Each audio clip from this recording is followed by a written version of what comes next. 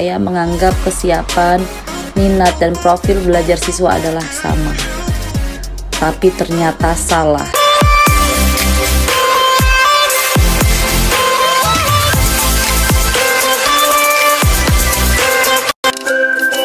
Assalamualaikum warahmatullahi wabarakatuh. Jumpa lagi dengan saya Nur Indah Kurniawati, CGP dari Kota Bandar Lampung, SD Negeri 1 Rajabasa Raya.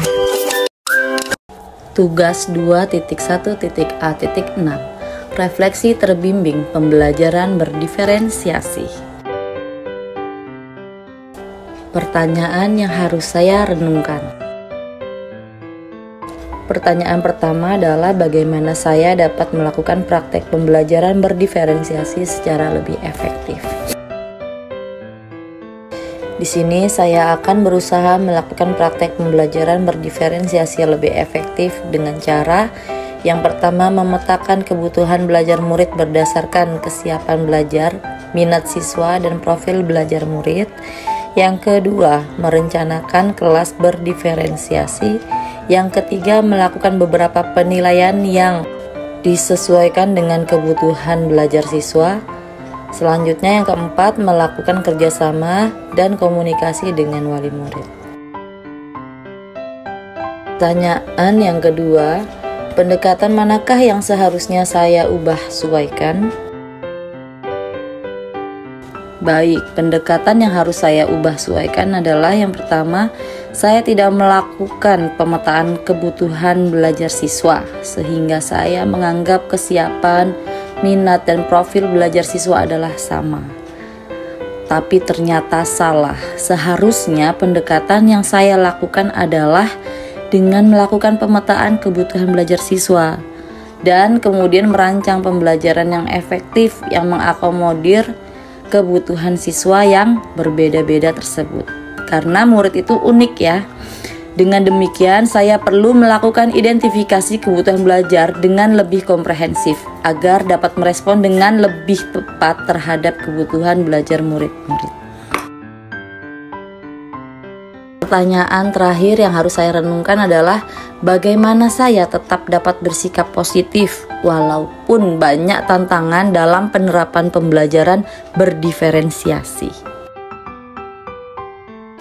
Caranya agar tetap berpikir positif dalam menerapkan pembelajaran diferensiasi ini yang banyak tantangannya adalah yang pertama, saya memperkuat filosofi Ki Hajar Dewantara dalam diri saya, yaitu guru harus menghamba kepada siswa. Kemudian pendidik itu tugasnya adalah membimbing siswa sesuai kodratnya, sehingga saya terpacu untuk terus berusaha memenuhi kebutuhan belajar murid yang berbeda-beda.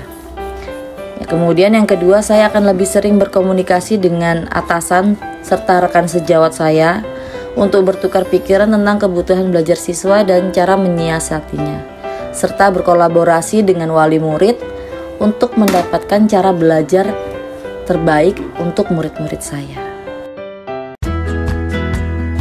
Berikut adalah hasil refleksi saya. Ya, dari apa yang sudah saya pelajari, materi apa yang menurut saya dapat menjadi solusi bagi permasalahan yang terkait dengan pembelajaran di kelas saya. Menurut saya, materi tentang pembelajaran berdiferensiasi ini sudah tepat untuk menjadi solusi dari masalah pembelajaran di kelas saya. Sesuai filosofi Ki Hajar Dewantara bahwa setiap murid dilahirkan dengan bakat dan kemampuan yang unik. Hal ini menjadi tantangan bagi guru agar bisa memenuhi kebutuhan belajar setiap muridnya. Dengan pembelajaran yang berdiferensiasi, saya berharap dapat mengakomodir semua kebutuhan siswa saya yang berbeda-beda. Apa yang menurut saya sulit untuk diterapkan dan mengapa menurut saya hal tersebut sulit untuk diterapkan? Menurut saya yang sulit diterapkan dalam pembelajaran berdiferensiasi yaitu mengenali kebutuhan belajar murid dengan jumlah siswa yang mencapai 28 orang dengan beraneka ragam latar belakang, karakter, Tentunya perlu waktu yang ekstra bagi seorang guru untuk mengenali kebutuhan belajar murid saya. Apalagi dalam situasi pembelajaran daring seperti ini, di mana saya sebagai guru tidak bisa bertemu dengan murid saya. Perlu strategi, waktu, serta inovasi untuk dapat mengenali masing-masing murid saya. Jika saya harus menerapkan hal yang sulit tersebut, dukungan apa yang saya perlukan, kemana atau bagaimana saya akan dapat mengakses dukungan tersebut. Dukungan yang saya butuhkan adalah selama pembelajaran daring, dukungan yang sangat dibutuhkan adalah dukungan dari orang tua atau wali di rumah. Harapannya adalah orang tua terlibat secara aktif dan juga ikut mendampingi atau mengawasi kegiatan belajar anaknya di rumah, sehingga akan tercipta kolaborasi yang baik antara guru dengan orang tua untuk bersama-sama membantu memenuhi kebutuhan belajar anaknya. Jika saya menghadapi sebuah situasi di mana kebutuhan belajar murid saya tidak dapat diakomodasi oleh pembelajaran berdiferensiasi, beranikah saya mengambil resiko untuk memodifikasi pembelajaran saya meskipun hal tersebut mungkin tidak umum atau tidak sesuai dengan sistem yang ada? Jelaskan pendapat saya dengan alasannya.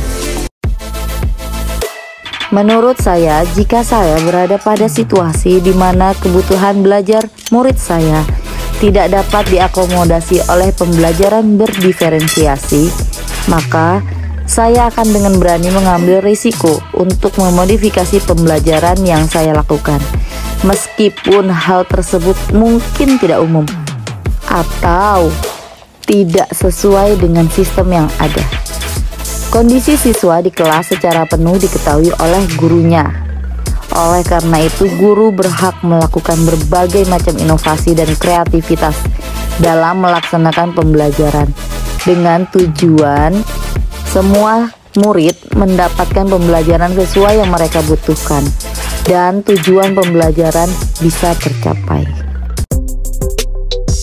Sekian tugas pemaparan refleksi terbimbing saya. Terima kasih, semoga hari Anda luar biasa. Jangan lupa untuk like dan subscribe ya. Bye-bye.